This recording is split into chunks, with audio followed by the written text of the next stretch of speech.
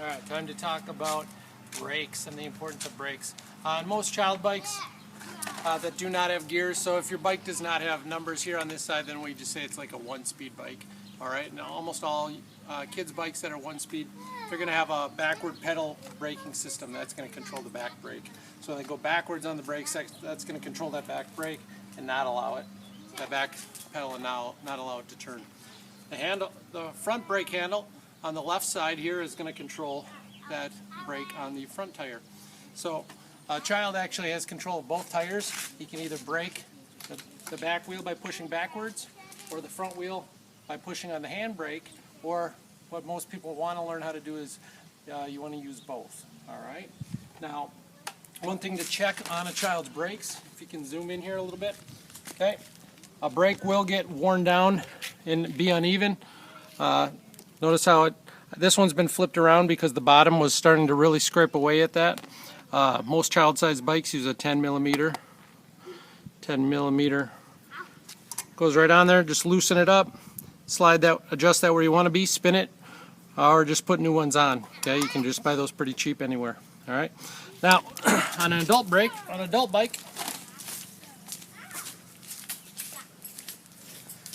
okay, a bike with gears. Some of you probably have bikes with gears. I know a couple of you talked about that in our Google Meet. A bike with gears, you're not going to be able to go backwards. Okay, if you go backwards, it's just going to spin. All right, so that's not going to be your way stopping. You're going to have to use your brakes. Right brake controls the back. Left brake controls the front. Very important when you're going down a hill, especially if you're going down a hill and you're going fast, that we either use the back brake or both brakes and not the front brake completely on its own.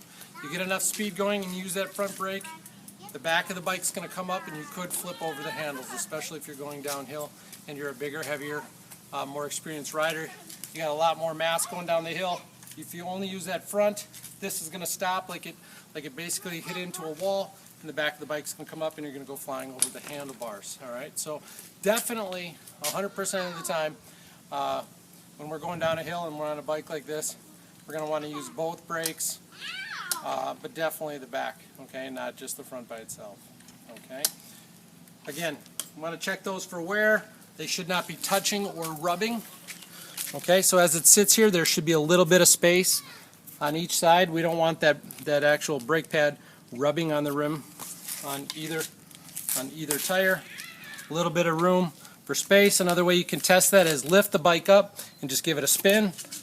It should spin without just hitting and stopping on its own. If it can do that, then you're probably good.